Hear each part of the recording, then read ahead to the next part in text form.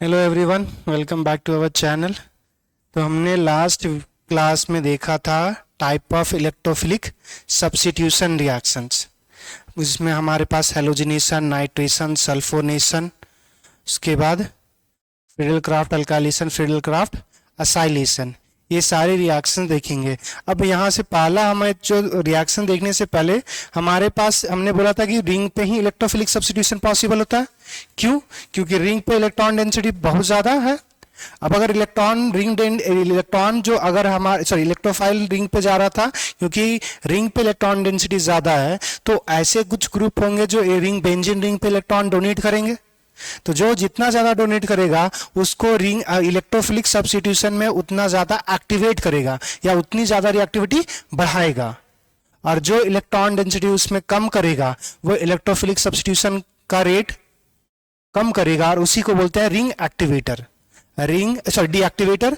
Activator कौन? जो electron density बढ़ाए। डीएक्टिवेटर कौन? जो इलेक्ट्रॉन डेंसिटी को घटाए, क्योंकि इलेक्ट्रोफाइल वहां पर जाना पसंद करेगा जहां पे ज्यादा इलेक्ट्रॉन डेंसिटी है। तो जो बढ़ाएगा उसकी रिएक्टिविटी को बढ़ाएगा, जो इलेक्ट्रॉन डेंसिटी घटाएगा उसकी रिएक्टिविटी को घटाएगा। तो यहां से समझना,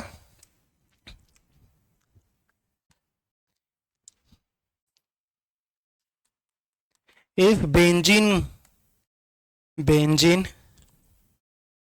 is connected to if benzene is connected to electron donating group, then this group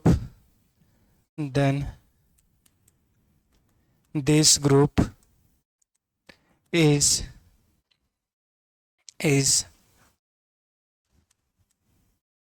known as activator,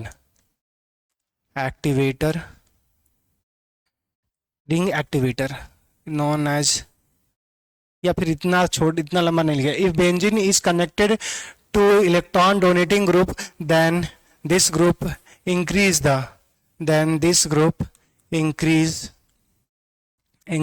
reactivity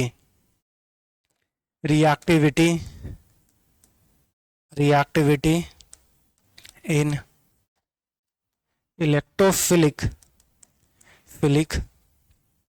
substitution। और दूसरा कि अगर इलेक्ट्रॉन विड्रॉइंग ग्रुप प्रेजेंट होगा तो वो है सो क्या करेगा, रिएक्टिविटी को डिक्रीज कर देगा इलेक्ट्रोफिलिक वाला, और न्यूक्लियोफिलिक रिएक्टिविटी बढ़ा देगा। न्यूक्लियोफिलिक रिएक्शन हमने बताया था, न्यूक्लियोफिलिक सब्स्टिट्यूशन, उसमें जितना ज्यादा इलेक्ट्रॉन डेंसिटी कम होगा उतना ज्यादा हमारे पास रिएक्टिविटी ज्यादा होगा, और जितना ज्यादा इलेक्ट्रॉन डेंसिटी ज्यादा उतना ज्यादा इलेक्ट्रोफिलिक सब्स्टिट्यूशन। दूसरा points, if benzene is connected to electron withdrawing group, then it decrease the reactivity in electrophilic substitution. अब यहां से इस चीज को ऐसा कर सकते हैं, इलेक्ट्रॉन विड्रॉइंग ग्रुप को बोलते हैं रिंग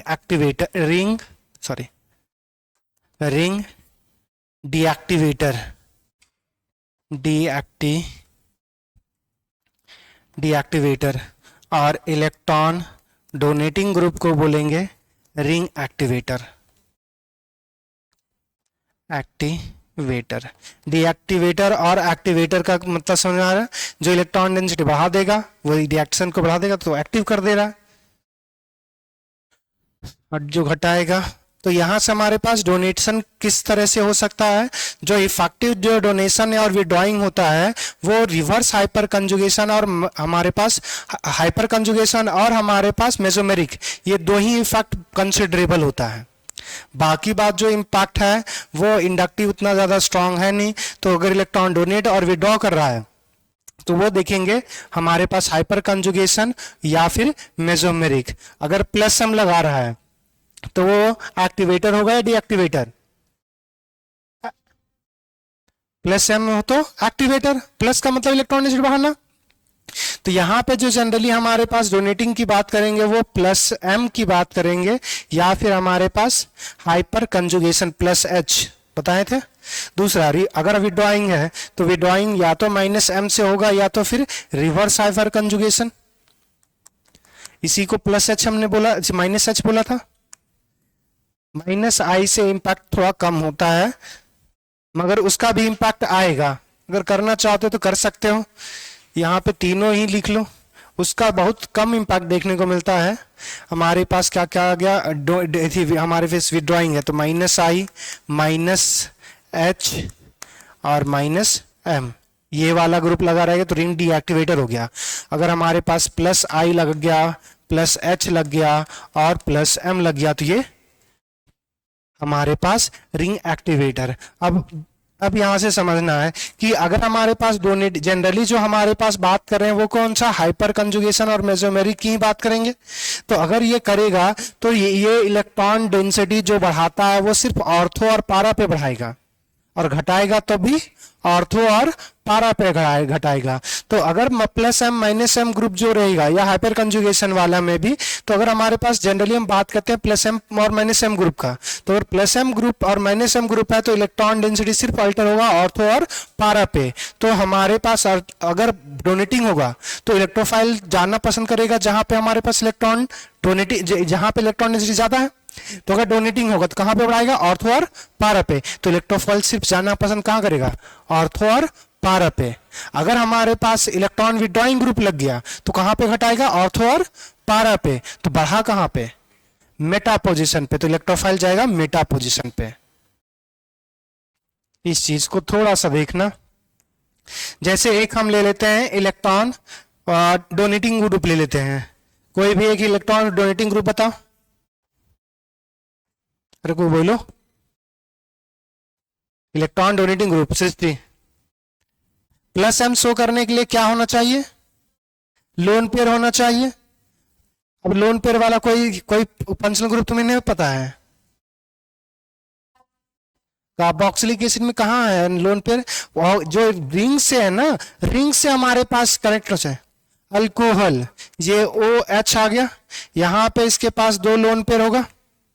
अब यहां से अगर हम दिखाएं, इसमें रेजोनेंस अगर दिखाएं, ये लोन पेयर डोनेट करेगा, ये पाई बॉन्ड से यहां से टूटेगा। तो नेक्स्ट जो हमारे पास स्ट्रक्चर्स क्रिएट होगा, जिस बॉन्ड को तोड़ा वहां पे नेगेटिव आ जाएगा, यहाँ पे double bond O H, oxygen electron दिया तो इस पे पॉजिटिव। बाकी बात कोई भी बॉन्ड पे इंपैक्ट हमारे पास नहीं होगा। नेक्स्ट देखना, ये नेगेटिव चार्ज आगे मूव करेगा, जैसे ये मूव करेगा आगे बॉन्ड तोड़ लेगा। रेजोनेंस बताए थे, एट ए टाइम एक बॉन्ड तोड़ना है और एक बॉन्ड फॉर्म करना है। डबल बॉन्ड ओ एच, यहाँ पे पॉजिटिव, ये हमारे पास अब यहाँ पे आ जाएगा, यहाँ पे नेगेटिव। इस बॉन्ड को कुछ नहीं किया, एज इट इज लिख देंगे। नेक्स्ट अब देखना हमारे पास ये नेगेटिव चार्ज आगे मूव करेगा तो ये पाई बॉन्ड टूट करके नेक्स्ट पोजीशन पे।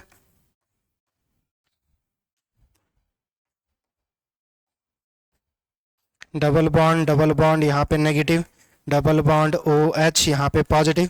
और दूसरा फिर क्या आ जाएगा कि फिर ये नेगेटिव चार्ज आगे मूव करेगा, फिर ये यहाँ पे आ जाएगा, तो फर्स्ट स्ट्रक्चर फिर से रिपीट हो जाएगा। तो इसका अगर रेजोनेटिंग हाइब्रिड अगर हम देखना चाहेंगे तो क्या हुआ, अगर इलेक्ट्रॉन डोनेटिंग ग्रुप है तो ये ऑर्थो पे नेगेटिव, पारा पे नेगेटिव और ऑर्थो पे नेगेटिव, ओ एच इस पे क्या था, इस पे पॉजिटिव। इलेक्ट्रॉन्स क्लाउड हमारे पास ऐसे मूव कर रहा था। तो यही तो है 1-2 पोजीशन को ऑर्थो बोलते हैं, 1 और 4 पोजीशन को पारा बोलते हैं। तो यहाँ पे ऑर्थो और पारा पे ही तो इलेक्ट्रॉन डेंसिटी बढ़ा। अब दूसरा एक विड्रॉइंग ग्रुप बोलो, इलेक्ट्रॉन विड्रॉइंग ग्रुप कौन सा होता है, C2H5।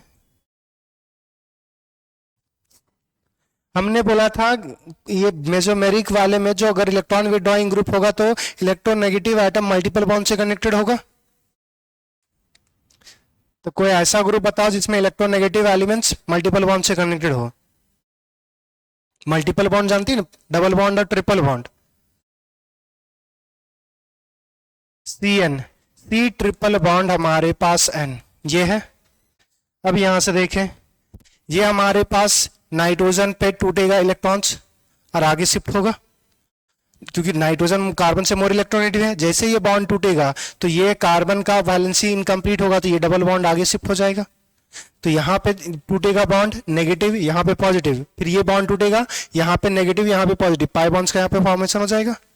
तो नेक्स्ट हमारे पास जो रेजोनेटिंग स्ट्रक्चर्स होगा,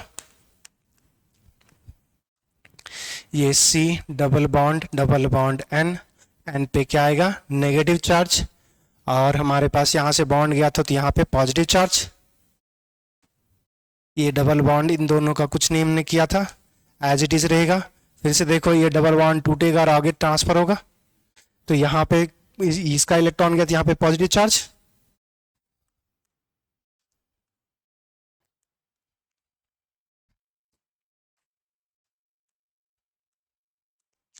double bond carbon, double bond nitrogen, negative, ये डबल बॉन्ड हमारे पास यहाँ पे साथ ट्रांसफर होगा, यहाँ पे पॉजिटिव चार्ज, ये डबल बॉन्ड। नेक्स्ट हमारे पास ये डबल बॉन्ड टूटेगा, आगे ट्रांसफर होगा, फिर से यहाँ पे नेगेटिव पॉजिटिव पाई बॉन्ड्स, यहाँ पे बॉन्ड चला गया तो पॉजिटिव,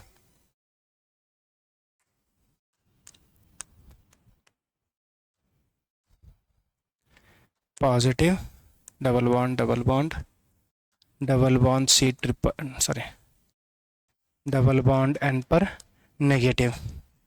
नेक्स्ट फिर क्या होगा कि ये जो बॉन्ड्स है ये वापस आएगा, तो ये इलेक्ट्रॉन्स यहाँ वापस, यहाँ पे नेगेटिव पॉजिटिव, पाई बॉन्ड्स का फॉर्मेशन, यहाँ पे ट्रिपल बॉन्ड, फर्स्ट स्ट्रक्चर से हमारे पास रिपीट होगा। तो अगर हम इसका रेजोनेटिंग हाइब्रिड लिखना चाहेंगे तो ये क्या होगा हमारे पास, सी ट्रिपल बॉन्ड, ये डबल बॉन्ड एन, यहाँ से क्या हो रहा था, इलेक्ट्रॉन्स नाइट्रोजन से हमारे पास ये टूट रहा था और ये रिंग में हमारे पास मूव कर रहा था।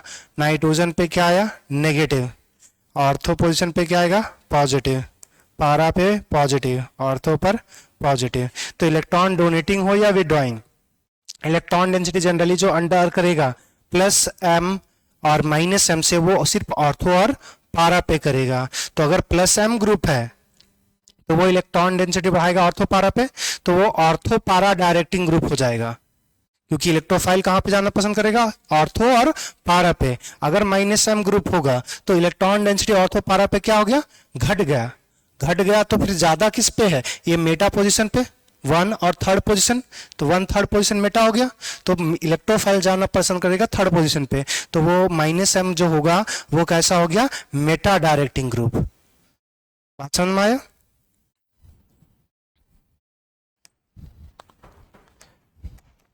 all plus m group are ortho and para directing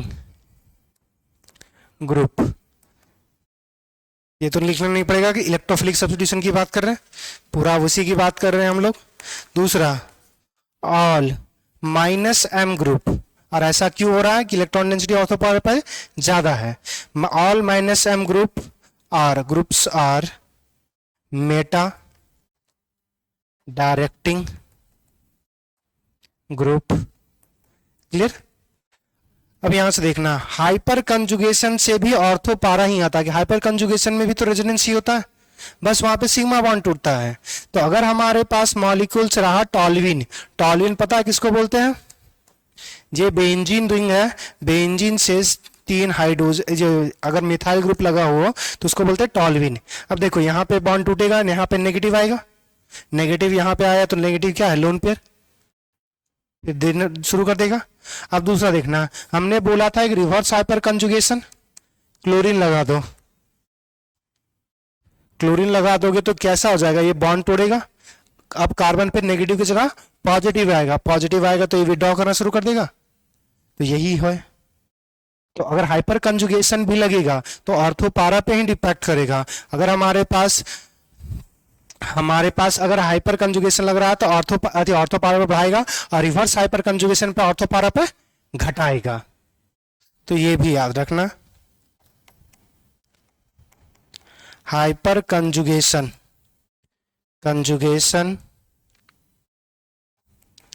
increase electron density, लिख लेते पूरा, electron density at ortho and para, whereas reverse hyperconjugation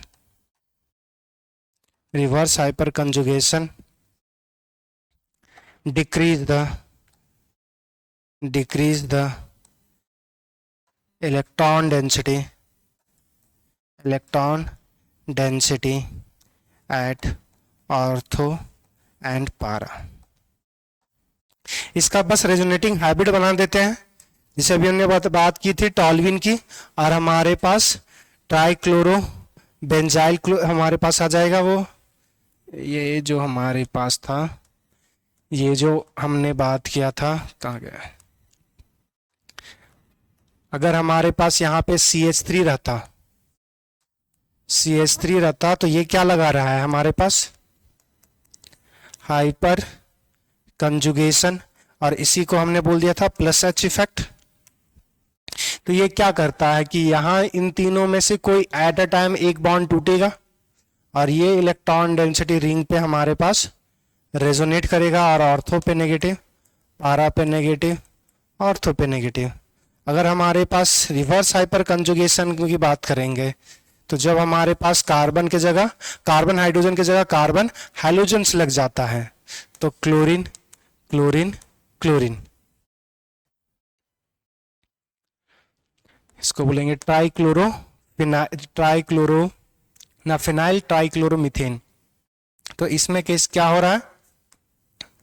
reverse hyper conjugation, और इस केस में क्या होगा? कार्बन और हाइड्रोजन्स के बॉन्ड्स टूटेंगे, और ये जो इलेक्ट्रॉन्स है वो हमारे पास ऑर्थो और पारा पे क्या लेके आ जाएगा?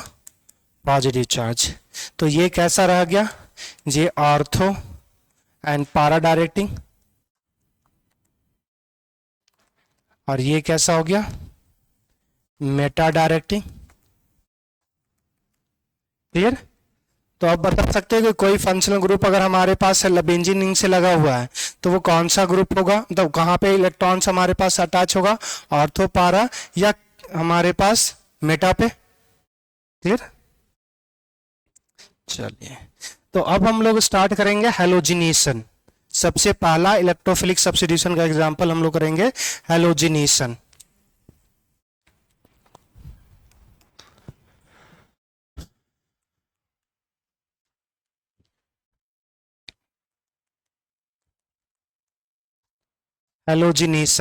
हैलोजिनेशन मतलब हैलोजन का एडिशन। अब यहां से हैलोजन का एडिशन कैसे होगा वो देखेंगे।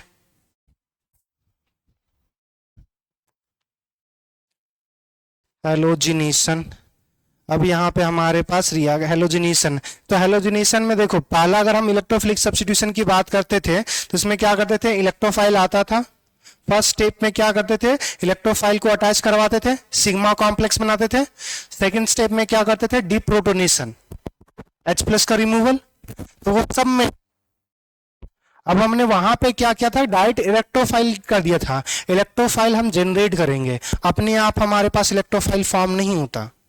अब इलेक्ट्रोफाइल कैसे जनरेट होगा उसकी बात करेंगे। तो देखो, यहां से रिएक्शंस में हमारे पास जनरली जो करते हैं, ये हमारे पास है बेंजीन या बेंजीन डेरिवेटिव्स।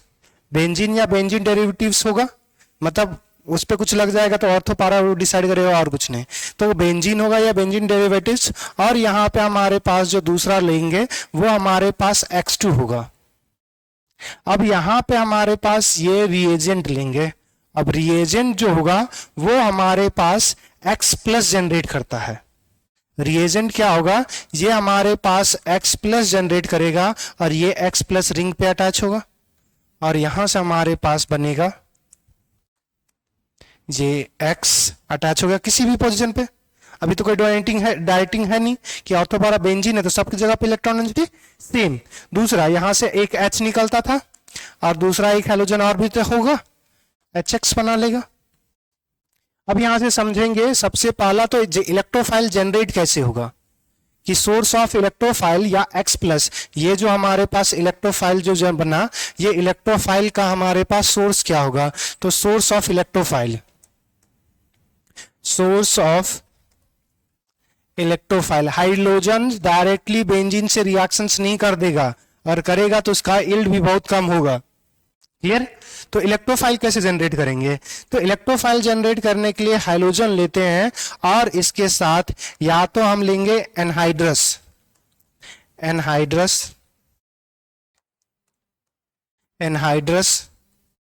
FeCl3, ये हमारे पास ये रिएजेंट है। अब देखो हेलोजन लिए Cl के जगह पे H3 कर देते हैं, कोई हेलोजन होगा। अब देखो क्या हमारे पास ये हेलोजन जो FeCx3 है, क्या इसका ऑक्टेट कंप्लीट है, नहीं, 3 ही बॉन्ड तो बनाया, 3 मतलब 6 इलेक्ट्रॉन्स, उसका ऑक्टेट इनकम्प्लीट है। ऑक्टेट इनकम्प्लीट है तो ऑर्बिटल का तो इसको कम ही नहीं है, ये एक्ट करता है लेविस एसिड जैसा। अब हमारे पास हेलोजन के पास तो लोन पेयर होगा, ये अगर हम इसको X2 को कुछ ऐसा अगर दिखा दे, ये हमारे पास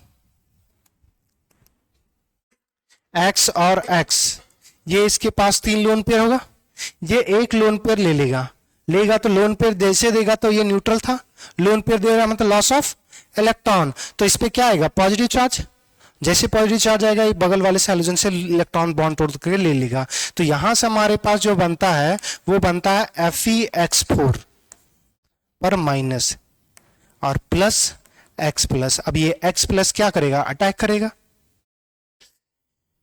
अगर हमारे पास FeX3 के जगह पे तुम ये भी यूज कर सकते हो एनहाइड्रस AlCl3, दोनों में कोई फर्क नहीं है। दूसरा डायरेक्ट हमारे पास ये सेम चीज कर सकते हैं और क्या ले सकते हो, आयरन ले सकते हो, सिर्फ सिंगल आयरन के साथ भी रिएक्शन सेम ही होगा। दूसरा हमारे पास क्या होगा, X2 के साथ वाटर ले सकते हो, ये सबके केस में यही रिएक्शंस होगा।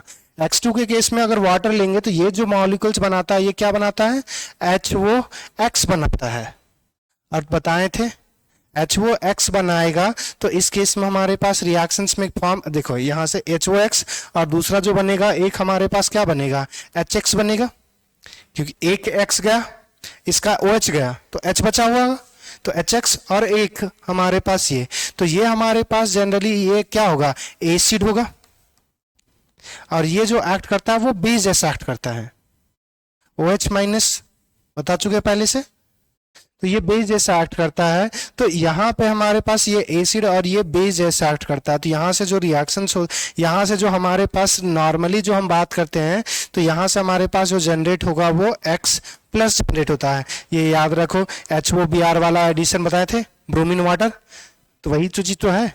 ये क्या हो गया प्लस में और ये कितना हो गया माइनस में, तो वही X प्लस जनरेट कर दिया। यहाँ से H प्लस लेगा, जैसे H प्लस लेगा तो ये वाटर निकलेगा लोन पेयर लेकर, तो यहां से X प्लस जनरेट हो गया।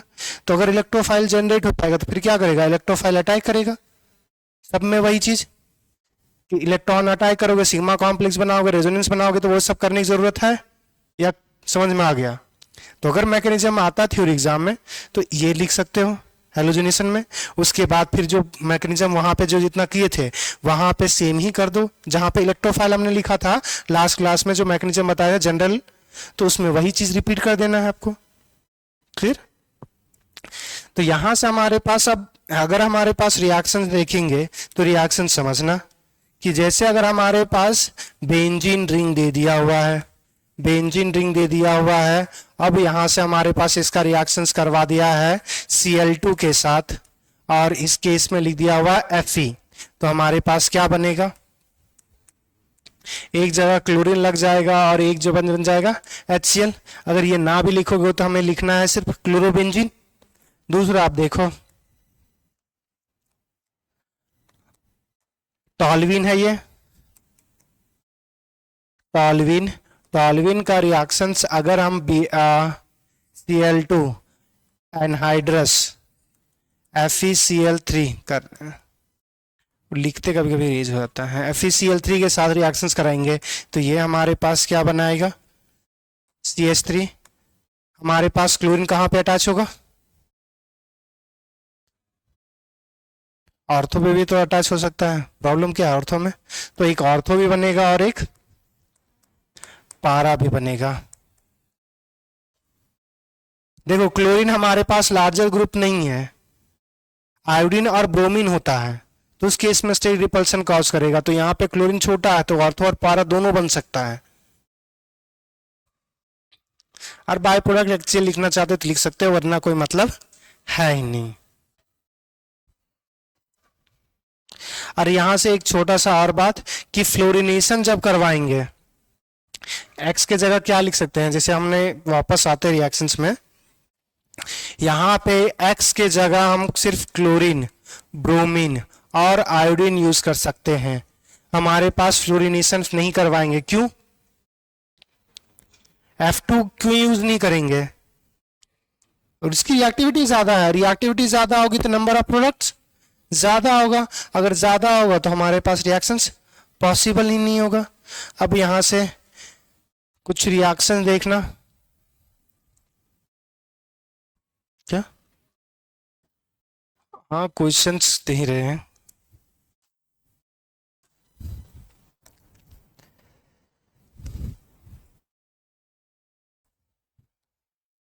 ये मॉलिक्यूल्स है हमारे पास, क्या लगा दे बेंजीन में,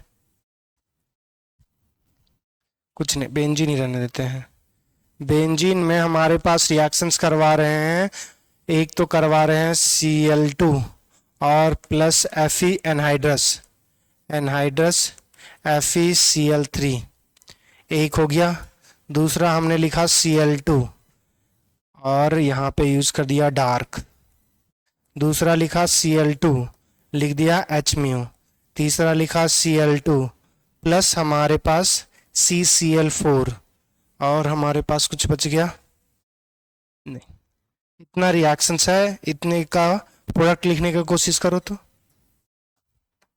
या फिर कम से कम एक दो तो लिख सकते हो, ट्राई करो तो।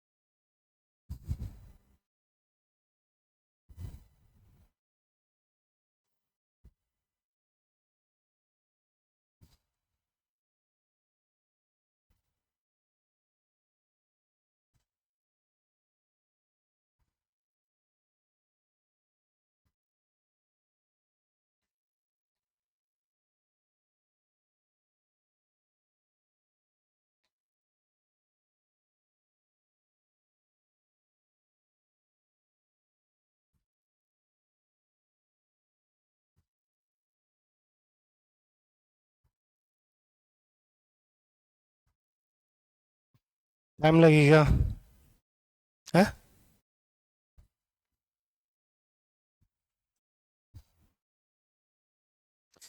देखना अब इसमें एनहाइड्रस करेंगे तो किसी एक पोजीशन पे क्लोरीन लगा दो, क्योंकि कोई डायरेक्टिंग ग्रुप है ही नहीं।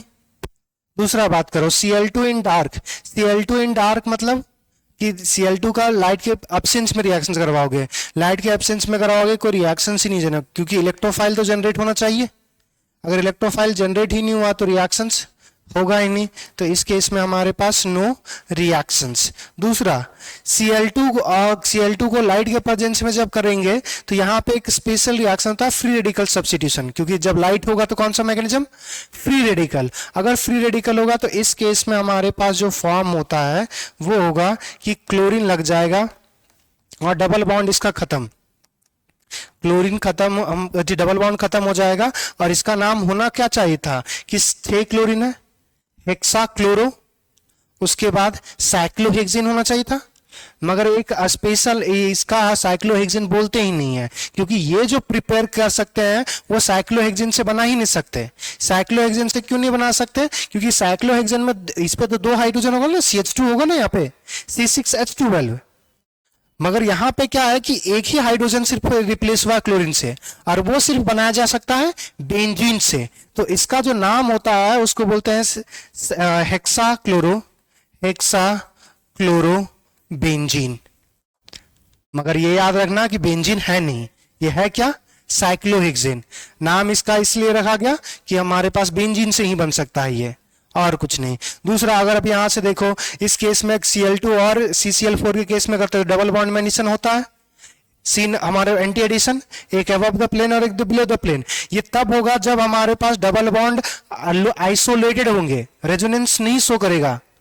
तो आइसोलेटेड होंगे तो उस केस में एडिशन होता है। यहाँ पे रेजोनेंस कर रहा है और रेजोनेंस करके एरोमेटिक हो रहा है, और जैसे एडिशन करवाओगे, अगर तुमने चाहा कि ये बेंजीन रिंग है और हमारे पास यहाँ पे डबल बॉन्ड है, इस डबल बॉन्ड को तोड़ देते हैं, यहाँ पे क्लोरीन लगा देंगे, यहाँ पे क्लोरीन लगा देंगे, नहीं कर सकते। इससे क्या हो जाएगा? ये जो नया कंपाउंड क्रिएट होगा वो नॉन एरोमेटिक होगा। अगर नॉन एरोमेटिक हो गया, मॉलिक्यूल अनस्टेबल हो गया, तो एरोमेटिक कंपाउंड्स हाईली स्टेबल होते हैं, तो जनरली वो कभी भी अपनी स्टेबिलिटी लॉस नहीं करना चाहेंगे। तो यहाँ पे हमारे पास नो रिएक्शंस, ये आपको मैंने बताया था जब इसका रिएक्शंस बताया था, reactions with X2 in CCl4। चलिए नेक्स्ट अब देखें, 2-4 और क्वेश्चंस कीजिएगा। हमारे पास है benzene,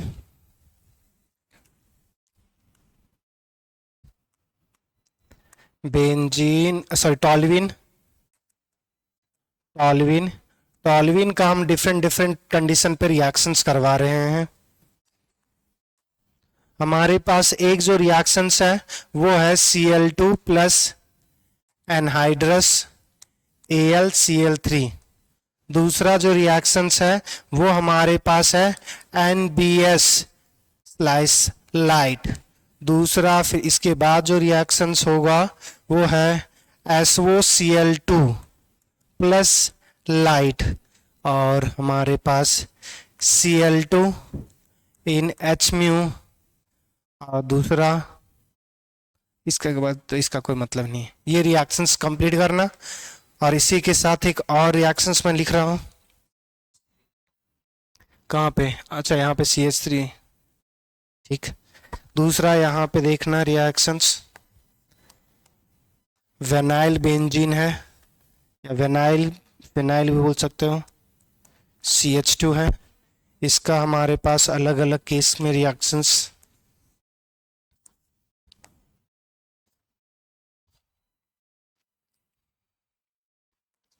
Br2 CCl4, Br2 plus iron.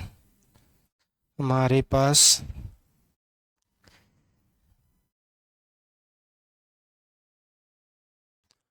और कुछ यहाँ पे थोड़ा सा चेंज करते हैं इसको, CH2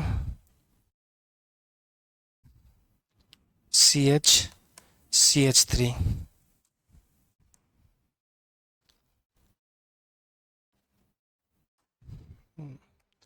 नेक्स्ट है हमारे पास NCS H-म्यू।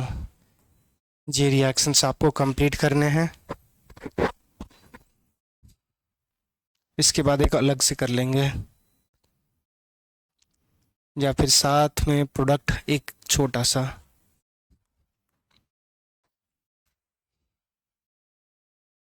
हमारे पास दिया हुआ है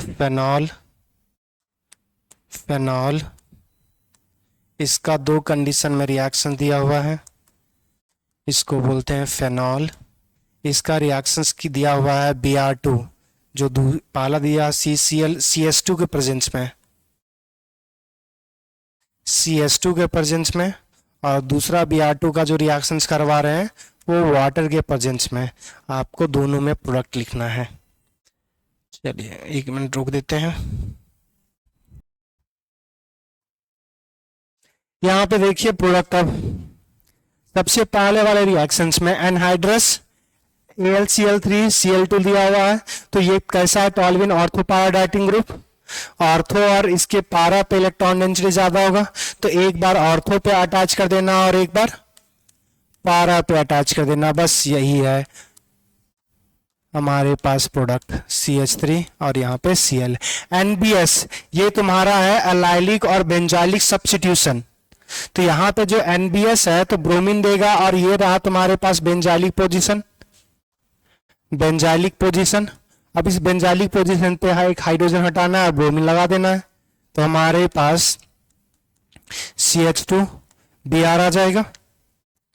SOCl2 लाइट के प्रेजेंस में वही करेगा, क्लोरीन रेडिकल जनरेट करेगा, और क्लोरीन रेडिकल जनरेट करेगा तो यहाँ पे हमारे पास CH2Cl, तो ये दोनों है हमारे पास अलाइलिक और बेंजाइलिक सब्स्टिट्यूशन।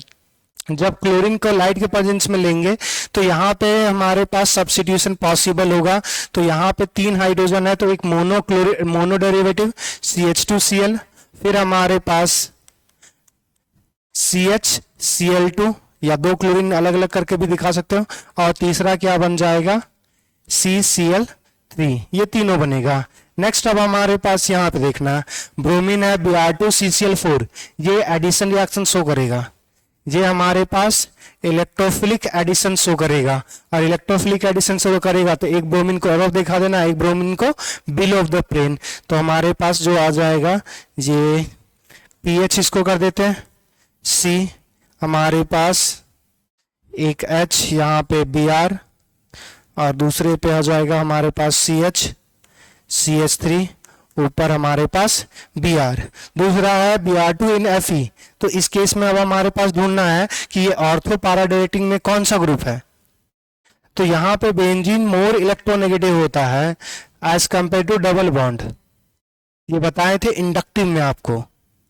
इंडक्टिव में आपको बताया था कि बेंजीन का जो बेंजीन में 3 पाई बॉन्ड्स होता है, ये ज्यादा विड्रॉइंग इफेक्ट शो करेगा as compare to single double bond. अगर ये ट्रिपल बॉन्ड होता तो ये ट्रिपल बॉन्ड विड्रॉ कर लेता, मगर डबल बॉन्ड है, डबल बॉन्ड से इलेक्ट्रॉन्स बेंजीन पे आएगा, तो ये ऑर्थो पारा पे इलेक्ट्रॉन डेंसिटी बढ़ा देगा, तो एक ऑर्थो सब्स्टिट्यूटेड और एक पारा सब्स्टिट्यूटेड बनाना था आपको। ये हमारे पास CH डबल बॉन्ड CH, और यहाँ पे CH3, यहाँ पे एक बार आपको क्या लगाना था? ब्रोमीन, और दूसरा लगाना था एक बार पारा पे आपको।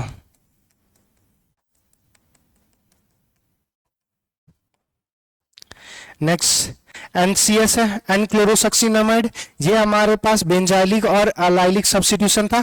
अब यहाँ से देखो बेंजाइलिक पे पास तो हाइड्रोजन ही नहीं है, मगर अलाइलिक के पास हाइड्रोजन है, ये अलाइलिक पोजीशन हो गया, अलाइलिक, तो अलाइलिक सब्स्टिट्यूशन होगा, फ्री रेडिकल सब्स्टिट्यूशन, तो यहाँ पे हमारे पास जो मॉलिक्यूल्स बनेगा बेंजीन रिंग, हमारे पास CH डबल बॉन्ड CH, और यहाँ पे CH2 NCS था, तो क्लोरीन आ जाएगा। फिर अब इस रिएक्शंस को अगले पेज पे करते हैं क्योंकि ये इंपॉर्टेंट है। ये जब हम लोग अल्कोहल फेनॉल ईथर पढ़ेंगे तब फिर से रिएक्शंस की बात करेंगे, तो इसको अगले में कर देते हैं। ये इंपॉर्टेंट है, इंपॉर्टेंट क्यों है वो समझना। रिएक्शंस क्या था हमारे पास? फेनॉल था, फेनॉल का रिएक्शंस हमारे पास करवा रहे थे 2 कंडीशन में, एक बार Br2 के साथ CH2 ले रहे थे, और एक बार Br2 के साथ हम लोग ले रहे हैं वाटर। तो Br2 के साथ वाटर तो हमें पता है कि यहां से बनेगा HOBr, और Br पर प्लस होगा और OH पर माइनस होगा, तो ये इलेक्ट्रोफाइल तो जनरेट कर देगा। मगर जब हम यहां से बात करेंगे तो यहाँ पे क्या होता है, CH2 का स्ट्रक्चर्स बनाओगे, ये कैसा है? Non polar. नॉन पोलर कैसा कि पहला तो लीनियर है, इसका डाइपोल मोमेंट नेगेटिव, हमारे पॉजिटिव टू नेगेटिव होगा, कार्बन और सल्फर है, तो यहाँ पे अगर डाइपोल मोमेंट देखोगे तो ये क्या लगा देगा? नेट जो होगा वो 0 होगा। तो अगर ये नॉन पोलर मॉलिक्यूल है तो non polar molecules homolytic bond को सपोर्ट करता है या हेट्रोलिटिक को?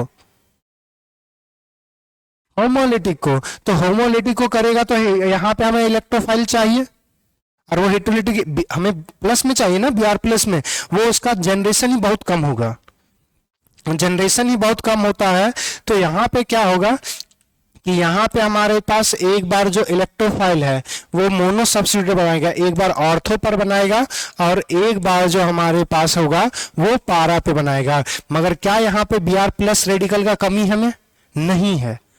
वो जैसे ब्रोमीन वाटर सॉल्यूशन ले लिए वहां पे Br प्लस रेडिकल जनरेट हो गया, और यहाँ पे अगर जनरेट होगा तो ये जो मॉलिक्यूल्स है फेनॉल, ये यहाँ पे भी ब्रोमीन सब्स्टिट्यूट कर देगा। 3 पोजीशन है, 2 ऑर्थो और 1 पारा, तीनों पे सब्स्टिट्यूशन शो करेगा। और ये जो मॉलिक्यूल्स है वो हमारे पास इनसॉल्युबल होता है, तो ये बनाएगा व्हाइट पीपीटी, व्हाइट पीपीटी। तो सेम चीज कि फेनॉल जो होता है स्पैंगली सॉल्युबल इन वाटर, बहुत कम सॉल्युबल होगा मगर सॉल्युबल होता है। मगर जैसे ये मॉलिक्यूल्स बनेगा तो ये प्रेसिपिटेट बना देगा, क्योंकि ये जो ब्रोमीन है, ब्रोमीन जैसे इंड आ जाएगा ना तो ये इनसॉल्युबल बना देगा, क्योंकि ये डाइपोल वाटर का इंटरेक्शन कर सकता है, डाइपोल डाइपोल इंटरेक्शन, और डाइपोल डाइपोल इंटरेक्शन से मॉलिक्यूल्स वाटर में सॉल्युबल नहीं होता, या तो आयन डाइपोल या तो फिर एच बॉन्डिंग। एच बॉन्डिंग ये दिखाएगा मगर बाकी बात तो ये नहीं दिखाएगा ना, तो ये सॉल्युबिलिटी नहीं होता, सॉल्युबल ही नहीं होता। तो ये था हमारे पास यहां तक हैलोजिनेशन। नेक्स्ट वीडियो में देखेंगे नाइट्रेशन।